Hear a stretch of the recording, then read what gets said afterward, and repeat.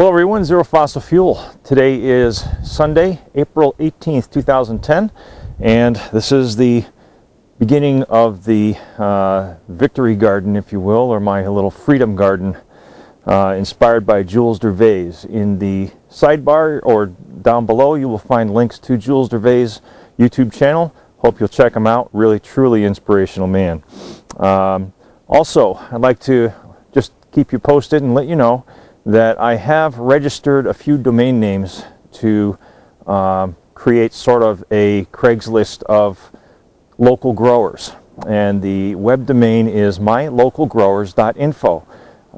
Once that website is erected, it will be free for anyone to list their gardens in the directory and what they're producing, so that their neighbors can take a look, and hopefully, you guys can coordinate your growing efforts and share your food amongst yourselves and just have a good time getting to know your neighbors and going green. So what we've got here is 5 2x10s, and what I need to do is I need to create a box for my garden. The soil behind me,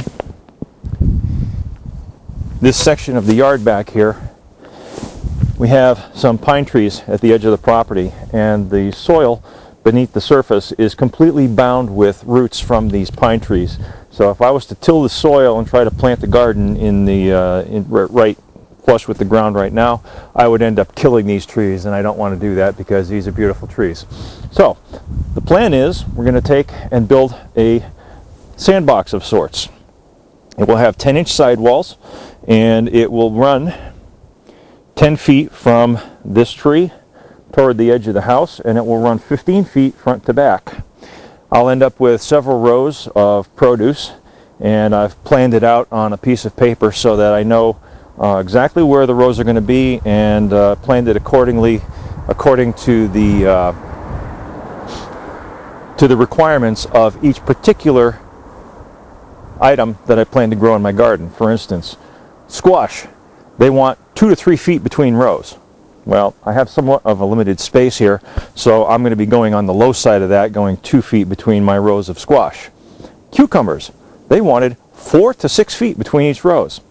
Guess what? Not growing cucumbers this year. Heads of lettuce, they can be fairly close together, and the carrots and turnips and the pole beans can also be fairly close together towards the back of the garden. So that's the way I've got the garden laid out. The wood that I've selected is just Douglas fir. I wasn't able to find any cedar this early, and once I put this up, if it lasts a few years, that's fine. I don't really care. By that time, I'll have had time to research and shop for cedar so that it will last practically forever. And maybe then I'll have decided on exactly what size I want the finished garden to be, so that I can produce as much as I need to for my family. I've got 5 2x10 Douglas fir planks. They are 10 feet long each. I've taken one and cut it in half. So what I will end up with is front and back 10 feet wide, and lengthwise I'll be taking 2 of the boards and butting them end to end and securing them with some of the hardware that I've purchased. This is galvanized hardware. I'm going to be flattening it out, and I'll be using this to join the planks together and create my little garden sandbox. I have 24-inch high fencing, and we've got some medium-duty fencing posts that will surround the perimeter of the garden, and it will also act to support the sides of the box. So they'll sit like that, and they'll hold the sides erect like that all the way around.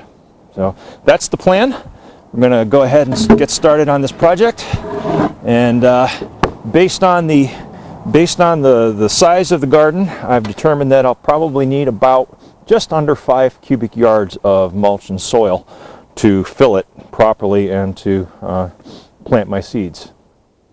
One other thing I forgot to mention, and that I just want to mention very quickly, is back here along the edge of my property.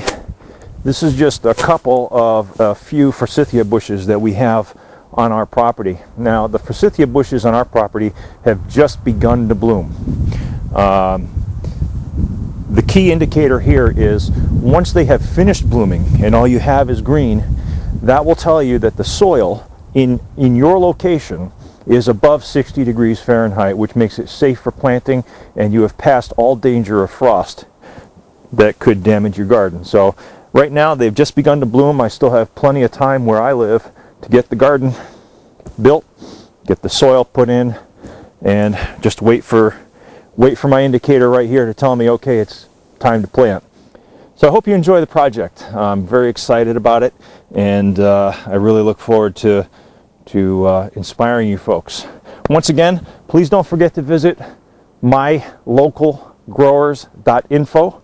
That site will be up soon, and let's get busy. All right, that's all for now. Zero Fossil Fuel. Enjoy the project.